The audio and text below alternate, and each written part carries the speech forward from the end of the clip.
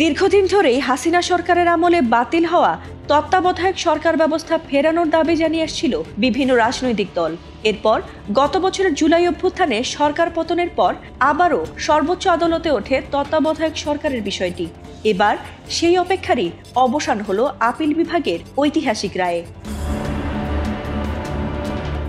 অবশেষে তত্ত্বাবধায়ক সরকার ব্যবস্থা পুনর্বহাল করে রায় ঘোষণা করেছে সুপ্রিম কোর্টের আপিল বিভাগ।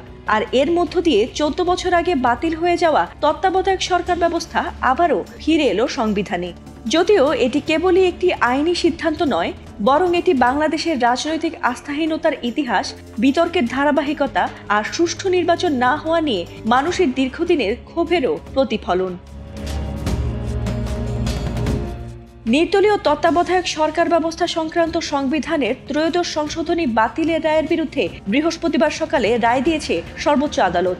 এর আগে গত 11 নভেম্বর শুনানি শেষ করেন প্রধান বিচারপতি সৈয়দ রেফাত আহমেদের নেতৃত্বাধীন 7 বিচারপতির আপিল বেঞ্চ।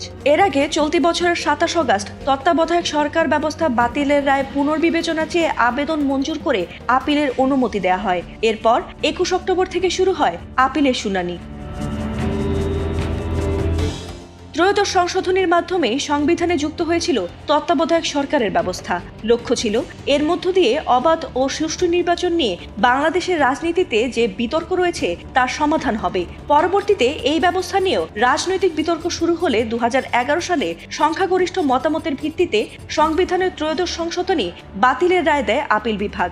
কিন্তু এরপরও দলীয় সরকারের অধীনে হওয়া 2014, 18 আর 24-এর নির্বাচনগুলো নানাভাবে বিতর্কিত হয়েছে। তবে আদালতের রায়ে তত্ত্বাবধায়ক সরকার ব্যবস্থা ফিরলেও আসন্ন ত্রয়োদশ জাতীয় সংসদ নির্বাচনে এর বাস্তবায়ন সম্ভব নয় বলেও জানিয়েছেন আইনজীবীরা। অর্থাৎ এবার থেকে নয়, বরং চতুর্দশ বা আগামী নির্বাচন থেকে এটি কার্যকর করা হবে। আর আসন্ন নির্বাচন অন্তর্বর্তীকালীন সরকারের অধীনেই অনুষ্ঠিত হবে বলে জানিয়েছেন আইনজীবীরা। ফাতিমা সুলতানা, এটিএন বাংলা।